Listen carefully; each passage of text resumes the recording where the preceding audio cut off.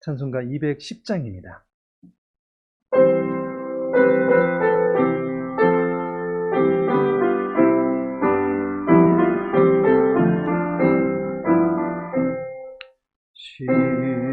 시온성과 같은 교회 그의 영광 한없다. 허락하신 말씀대로 주가 친히 세웠다. 반석 위에 세운 교회 흔들 자가 누구야. 모든 원수 애워싸도 아무 근심 없도다. 생명샘이 솟아나와 모든 성도 마시니 언제든지 흘러넘쳐 부족함이 없도다. 이런 물이 흘러가는 목마른 자 누구야. 주의 은혜 풍족하여 넘치고도 넘친다. 주의 은혜 내가 받아 시온 백성 되는 때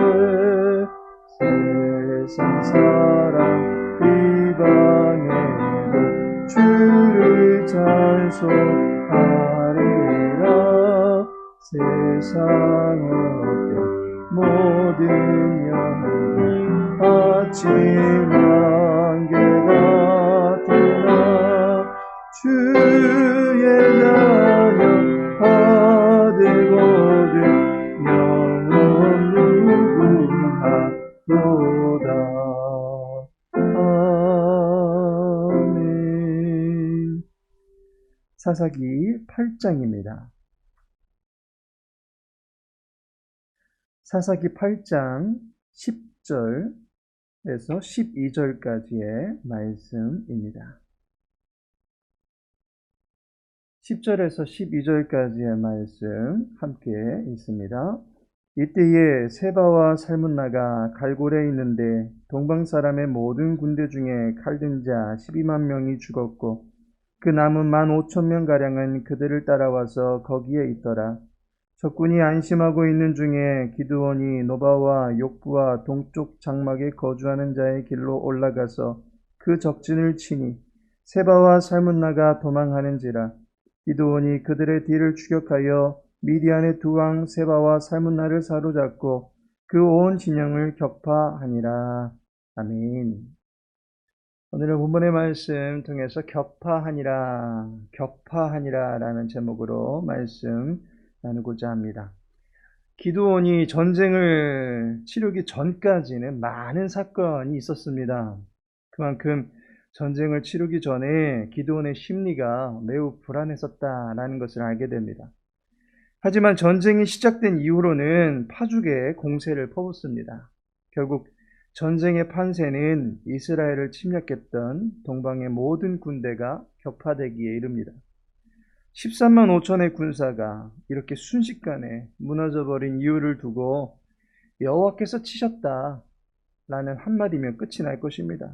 그러나 더 자세히 들여다보면 적들이 전쟁을 치룰 자세가 전혀 준비되어 있지 않은 것을 보게 됩니다.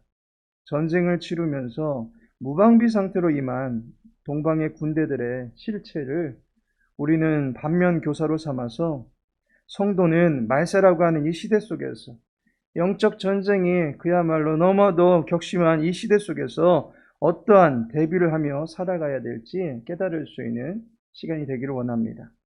기드온의 적군들이 300명의 군사를 막아내지 못한 이유가 무엇입니까? 첫 번째로는 분별력을 잃어버렸기 때문이다 라는 것입니다. 10절에서는 적군의 전쟁 피해를 보고하고 있습니다. 희생자만 12만 명. 적군은 그야말로 막대한 피해를 입었습니다. 불과 300명의 군사들에게 12만 명의 군대가 싸움 한번 제대로 해보지 못하고 자중질환으로 멸망한 것입니다. 300명을 이끌던 장수였던 기드온으로서는 400배의 성과를 거둔 대승이었습니다. 반면 미디안 연합군에게 있어서는 대패참패였습니다. 이로 인해서 전쟁의 대세는 기울었습니다. 그런데 본문을 보니까 1만 5천 명가량의 적군이 다시 집결하였다라고 말하고 있습니다. 대세가 기울어져 버린 전쟁인데 기사회생을 기대한 듯 싶습니다. 하지만 현재 이 판세를 전혀 분별하지 못하는 것입니다. 남자로 태어나서 그리고 칼을 휘두를 수 있는 용사라는 입장에서 항복을 한다라고 하는 것은 최소한도로 자존심이 허락하지 않았을 수도 있을 것입니다. 하지만 이 전쟁은 약탈 때문에 일어난 전쟁이었습니다. 전쟁의 명분이 의롭지 못합니다. 그런데다가 앞서서 나름 전투를 벌이겠다라고 사기 충천해서 집결했던 그 전쟁의 결과는 참패로 끝이 났습니다. 기드온과 그의 용사들이 외치지 않았습니까? 여호와의 칼이다 라고 외치면서 쳐들어온 그 순간에 그들로서는 뭐라고 납득할 수 없을 정도의 막대한 전력 손실을 보게 되었습니다. 그렇다면 하늘의 뜻을 감지할 수 있는 분별력이 있어야 하는 것입니다. 기생 라합의 경우를 보시기 바랍니다. 이스라엘이 홍해를 건넜다라는 소식을 들었을 때, 그리고 요단 저편에 있었던 아모리 사람의 두 왕과 그 군대를 전쟁을 알지 못하는 세대들이 진멸시켰다라고 하는 소식을 들었을 때에 그 땅의 거민들은 마음이 녹았다라고 말합니다. 철의 장벽과 같은 요새에 살고 있었음에도 불구하고 라합은 그 마음속에 여호와 하나님만이 상천하지의 진짜 하나님이시다라는 사실을 믿게 되었던 것입니다. 라합은 영적인 기류를 분별할 수 있었던 여인인 것을 알게 됩니다. 300명의 군사가 무기 하나 제대로 갖추지 못했음에도 불구하고 여호와를 위하여라는 외침과 동시에 400배 이상이나 되는 군사를 전멸시킨 사건 이면에는 영적인 기류가 흐르고 있다라고 하는 것을 감지해야만 하는 것입니다. 하지만 1만 5천 명가량의 군사와 세바와 살문나 왕은 이것을 분별하지 못했던 것입니다. 현대의 그리스도인들이 망하는 이유 중에 하나는 영적인 분별력이 없기 때문입니다. 지금 세상의 판도를 보시기 바랍니다. 어쩌면 마태복음 24장에서 예수님께서 세상의 마지막이 가까워져 올 때에 일어나는 여러 가지 현상들을 말씀해 놓으신 것이 지금 이 시대에 하나도 예외 없이 일어나고 있는 것을 보게 됩니다. 지금의 시대는 주님의 오심이 얼마 남지 않은 시대인 것을 감지하게 됩니다. 그럼에도 불구하고 사람들이 이를 인정하지 않습니다. 이 세대를 분별하지 못합니다.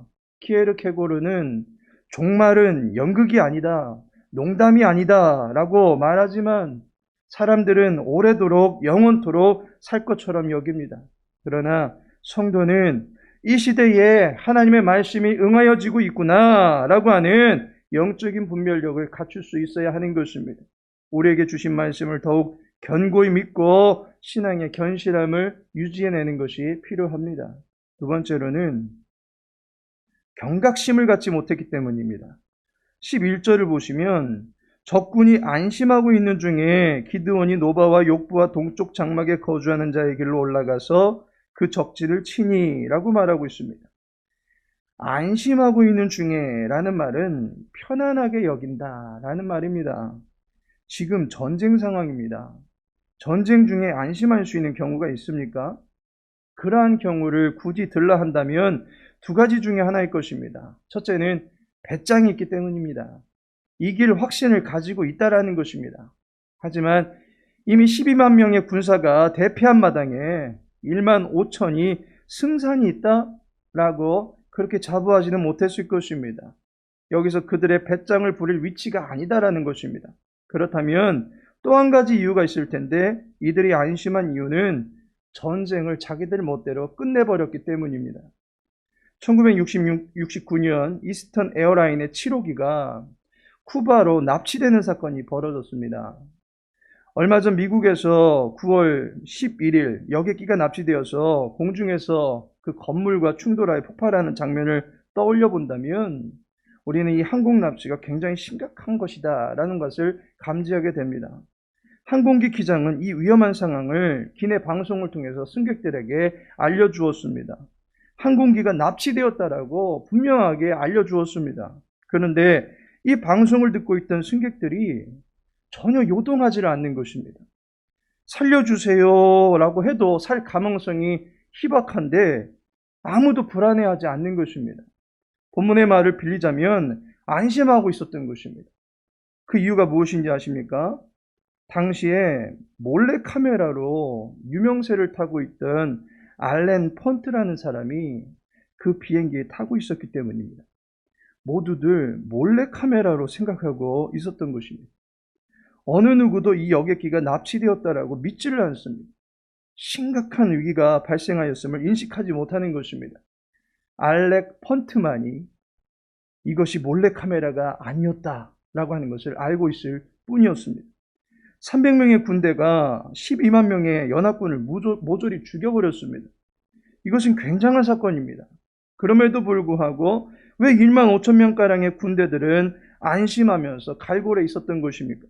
그들은 전쟁에 대한 경각심을 갖지 못하고 있었던 것입니다. 왕도 있겠다. 그리고 유리한 지형에 자리 잡고 있겠다. 다시 나라를 세울 수 있는 조건을 갖추었다라고 생각한 것입니다. 그리고 그들은 지금 전쟁의 때가 아니라 이제 다시 재건해야 될 때로 나름대로 생각을 했었던 것입니다.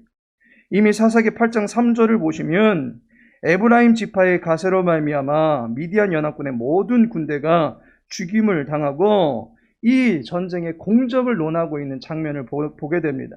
게다가 기드온의 병사들은 피곤에 지쳐 있었다라고 4절은 말합니다. 그러하기에 전쟁보다는 잠시 재정비하는 기간으로 생각할 수 있습니다. 가까스로 생명을 건졌던 1만 5천의 군사들은 이제 두 왕을 기점으로 해서 다시금 힘을 정비해야 되는 때로 생각을 했지, 전쟁에 대비하고 전쟁을 치를 준비를 하고 있었던 것이 아닌 것을 보게 됩니다. 하지만 전쟁은 연합군의 입장에서는 끝났다라고 생각했을런지는 모르겠지만 기드온의 군대들에게서는 아직 끝난 것이 아니었습니다. 여기서는 전쟁을 하고자 하는데 저기서는 전쟁이 끝났다고 두 손 두 발 다 놓아버리면 이쪽에서 그래 끝났다라고 하면서 사정을 봐주겠습니까? 절대로 봐주지 않습니다. 그들은 경계심을 늦추어 버린 결과 전멸당하고 만 것입니다. 성도들은 경각심을 갖춰야 될 것입니다. 대적 마귀는 우는 사자와 같이 삼킬 영혼을 계속해서 찾고 있습니다. 준비되지 않으면 패배할 수밖에 없고 무너질 수밖에 없는 것이 살벌한 영적 전쟁의 현장입니다. 그러한 현장 속에서 나는 이미 구원받았으니까 라고 하는 안연한 생각이 우리를 기도하지 못하게 만들고 헌신하지 못하게 만들고 깨어있지 못하게 만드는 것입니다. 그 결과 단번에 고난에 준비되어 있지 못한 그리스도인들은 턱턱 넘어지게 되는 것입니다. 예수 그리스도께서 재림하시는 그날까지 우리는 영적 전쟁이 끝나지 않았다라고 하는 이 사실을 알고 영적으로 무장하고 계속해서 경각심을 늦추지 말아야 한다라는 사실입니다. 마지막으로 이들이 격파된 이유는 왕을 잘못 만났기 때문입니다. 12절을 보시면 세바와 살문나를 왕으로 삼고 따랐던 온 군대들이 어떤 결말을 맞이합니까? 온 군대가 파멸당하고 맙니다. 기드온의 300명의 군사들에게 파멸당합니다. 세바와 살문나라는 두 왕도 도망치다가 붙잡힙니다. 그 후에 온 군대가 전멸당합니다. 그들이 전멸당할 수밖에 없었던 결정적인 이유는 왕을 잘못 만났기 때문입니다. 고대사에서는 왕을 잘 만나는 것이 중요합니다.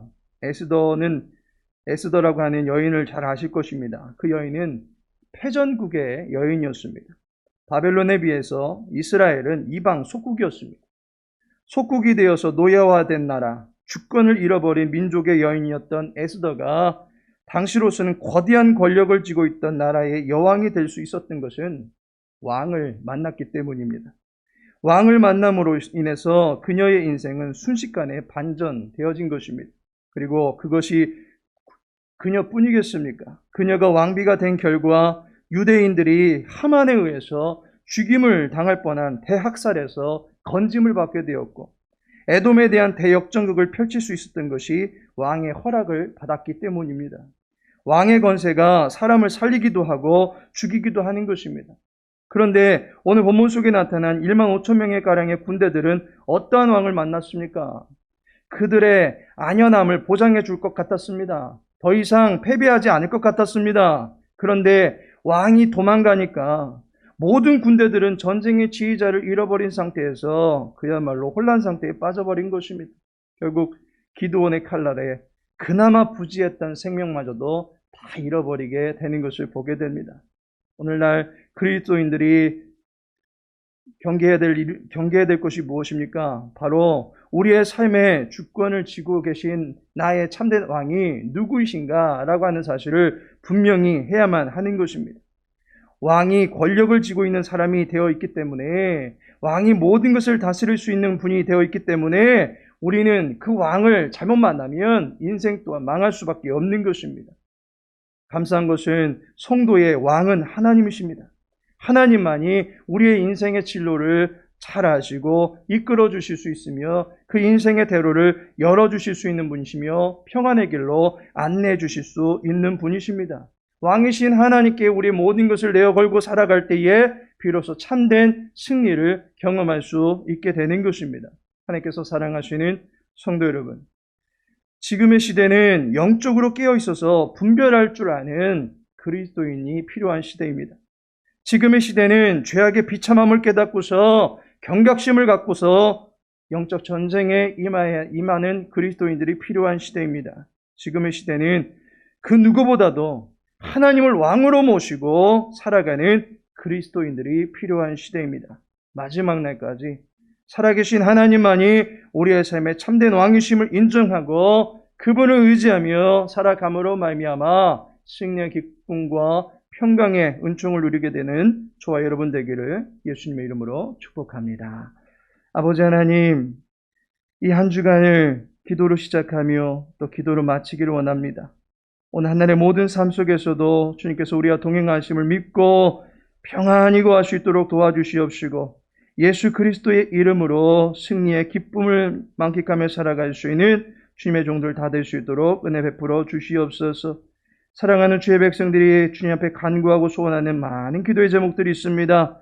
주님, 모든 기도의 제목들 가운데 주님의 선하신 응답의 역사가 나타나게 하여 주시옵소서.